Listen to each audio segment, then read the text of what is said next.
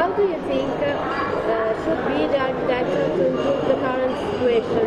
You have to consider that the city is composed by people, that the people have relations, complicated past, present and future. They need a sort of an environment that encourages them to succeed having relations of people of which they normally dream.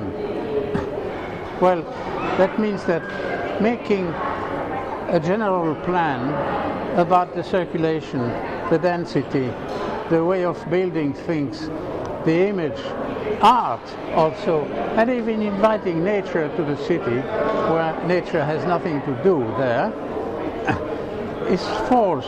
Now we know it. 10 years ago it was not clear even. You have to base your inquiry on real people. Well, that's a treasure. I speak about some in France and the Netherlands about sustainable quarters. The question is, what will be the urban form habitable? That means, what will the people, not the technicians, they are lying all the time and forced, but the people together, what will they discover as a living organization to live in a city, to live together in a city, because it's a drama and urgent. They possess the answer, but it's the reptilian brain again who acts and knows and reacts. So if you ask them, they can't answer.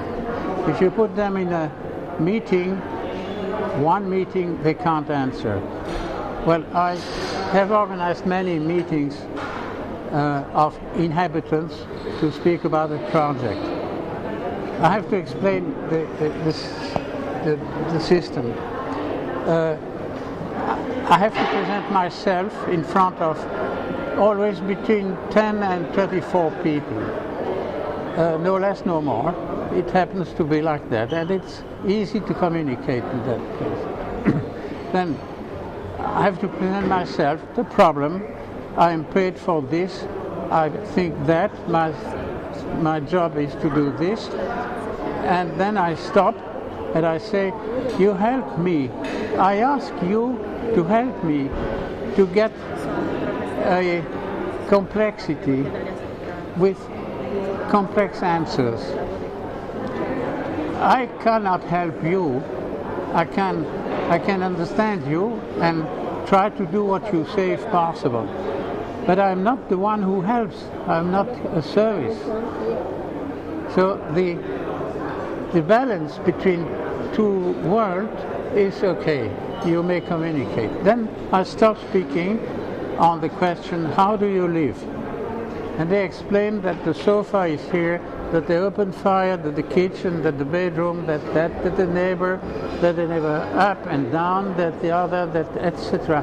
And the first person courageously takes the word and explains his way of seeing it.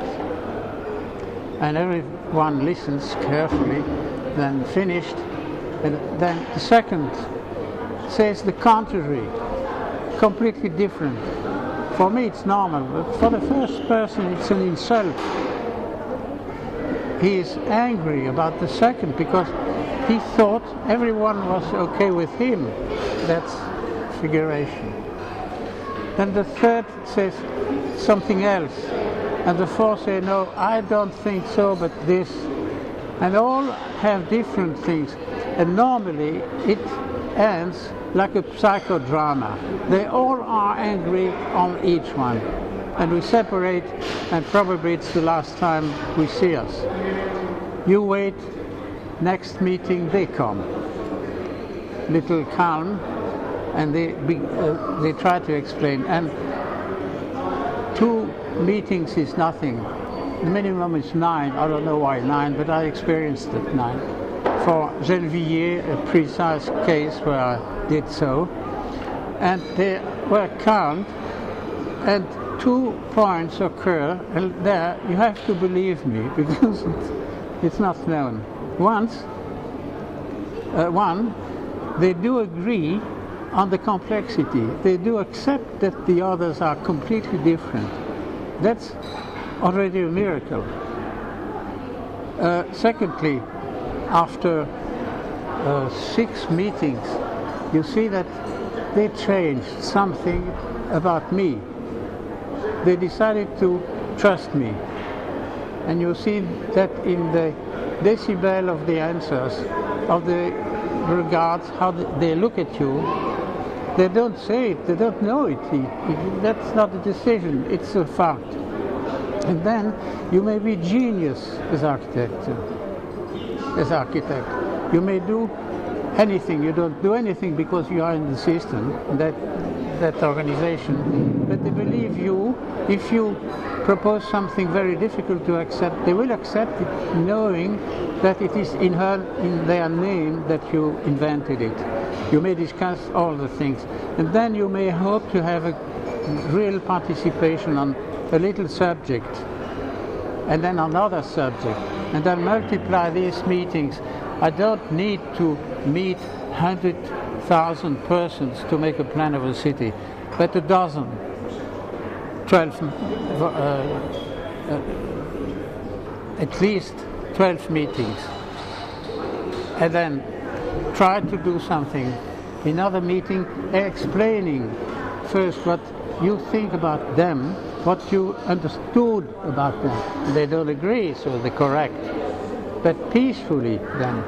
And then the project, which is never a project. A project is hateable in these circumstances. It's we call that a model to be broken. That's a mistake, let us say. But who answers to half of the question of what they say? And they say, no, this is not like that. If you give a proposal, automatically they believe that it is yours and you will defend it, so they will attack, and that's over.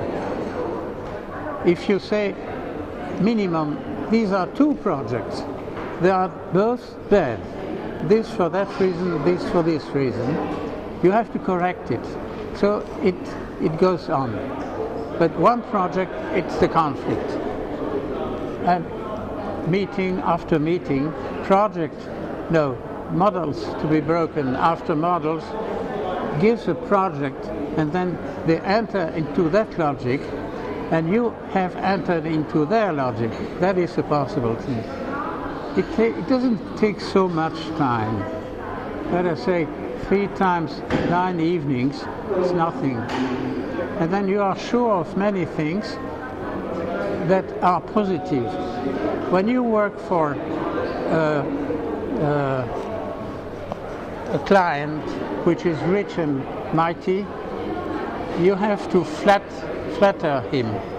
You have to be friendly with him and say what he thinks about. But as an individual, isolated, it's mad what he thinks, always, because it has not been managed with others.